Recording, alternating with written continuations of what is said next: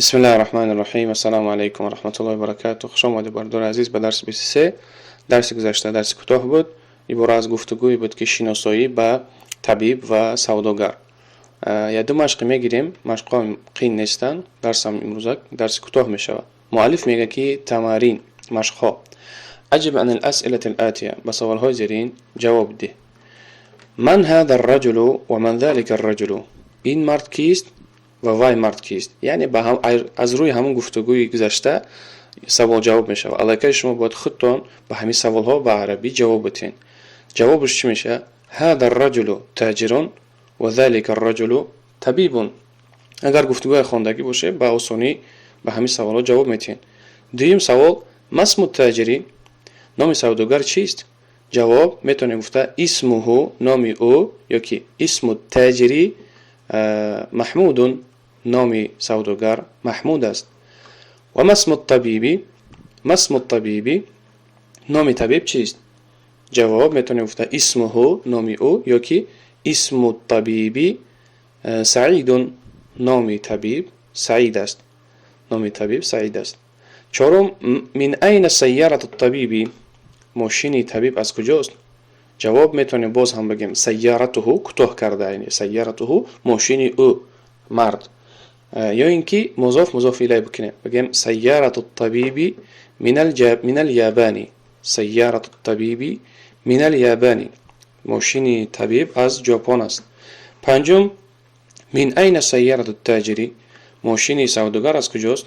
جواب سیارته، یا که سیاره التاجری من امریکا، ماشین سوداگر از امریکاست، یا که ماشین او سیارته من امریکا.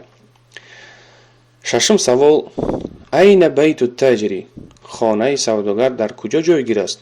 این بیت التاجری؟ بیت مضاف، التاجری مضاف الیه. بیت التاجری. جواب بیت التاجری امام المسجد. بیت التاجری امام المسجد، خانه سوداگر در پیش مسجد جایگیر است. این بیت الطبیبی؟ خانه طبیب در کجا جایگیر است؟ جواب بیت الطبیبی خلف المدرسه. بیت الطبیبی خلف المدرسه، خانه طبیب در قفای مدرسه جایگیر است.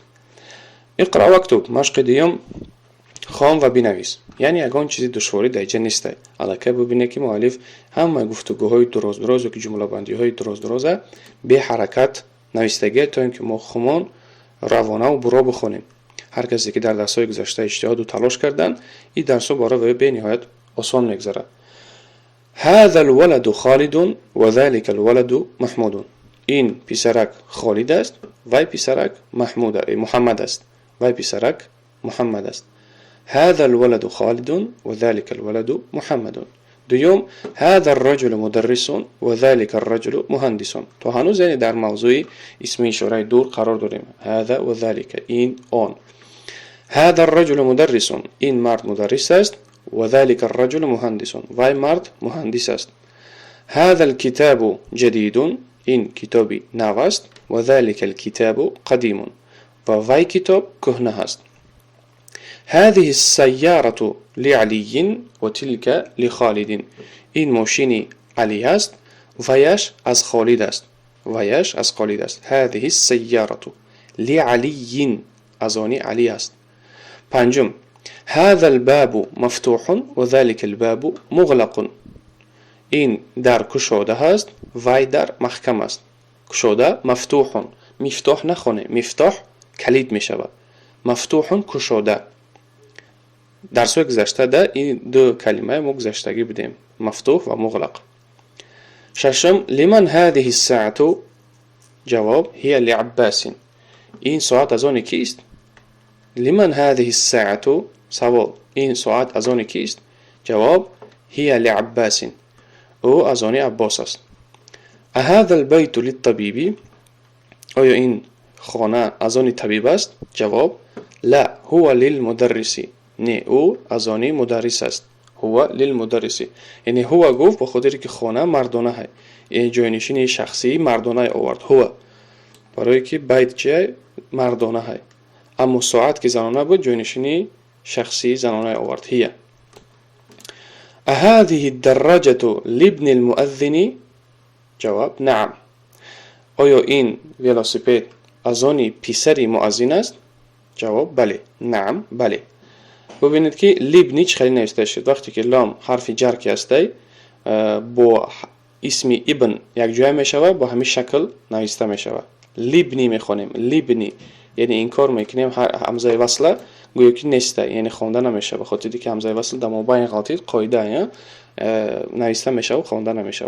میگیم لیبنی المؤذن. ابنی هازیجا کسره گرفت به خاطر حرف لام، حرف جر که هسته کسره پیدا میکنه و مؤذن باشه مضاف الیه، یعنی ابن مضاف، مؤذنی مضاف الیه، به خاطر همین کسره گرفت. نهم من هذا الولد؟ این پسرک کیست؟